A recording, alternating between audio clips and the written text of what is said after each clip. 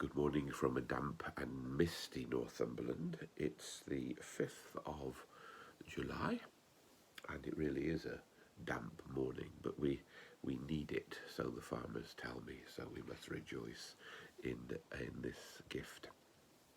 I'm going to start off with a technical explanation. You might want to skip forward half a minute, but maybe you need to hear it. The readings that we use for our broadcasts and for our worship up here come from things called lectionaries. On Sunday, we use the Sunday lectionary, used, I think, by most people in the Church of England. And we are at the moment working through St. Mark's Gospel, with little bits of other Gospels occasionally, and with readings that go alongside it.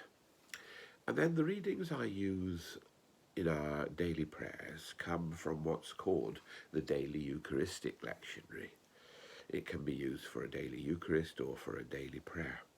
There are other lectionaries, a morning prayer, an evening prayer lectionary, a pillar lectionary, the Book of Common Prayer lectionary, the Book of Common Prayer, morning and evening lectionaries. There are lots of them. You can pay your money and take your choice. But one of the things, whatever lectionary you use, excuse me, whatever the lectionary you use, one of the things that's inevitable is that there will be times when you almost get a repeat of the same story. And all that introduction is about saying that today. Today, in Matthew chapter 9, verses 18 to 26, we have a reading that's parallel to a reading we had a week and a half, 2 weeks ago on the Sunday lectionary. The story of Jairus' daughter and the story of the woman with the hemorrhage. And you suddenly think, oh, we had this a week ago. Do we really need to think about it again? But of course, it seems to me that that's one of the great joys of these cycles of readings, because they bring you back to it again.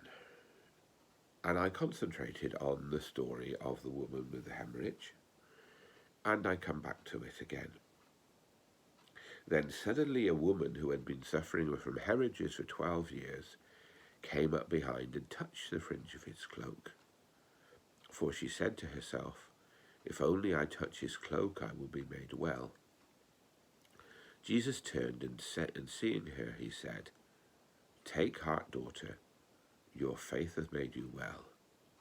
And she was made well. It's interesting that Matthew's account is much briefer than the account we read a couple of weeks ago. But still the essence is there. And it's there for all of us, not just for people who have hemorrhages, but for people who are troubled and whose trouble has lasted a long time. Reach out to Jesus, and something will happen. Of course, we don't know what will happen. Sometimes, as for her, there will be a miraculous healing.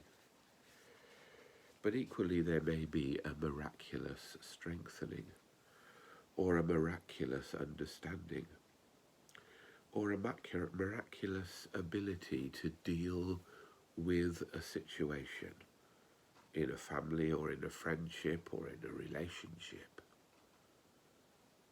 that is sour and which is sapping energy. Reach out to Jesus. Reach out to God, because that is the way forward. That is the way to make sense of what's happening to us.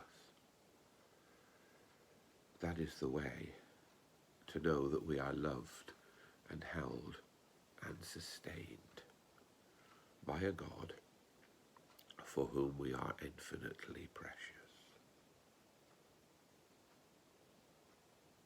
That's what the woman found, and I believe that that's what we find. So today, let's reach out And even if we only touch his robe, we will find his presence and his peace. May God bless us.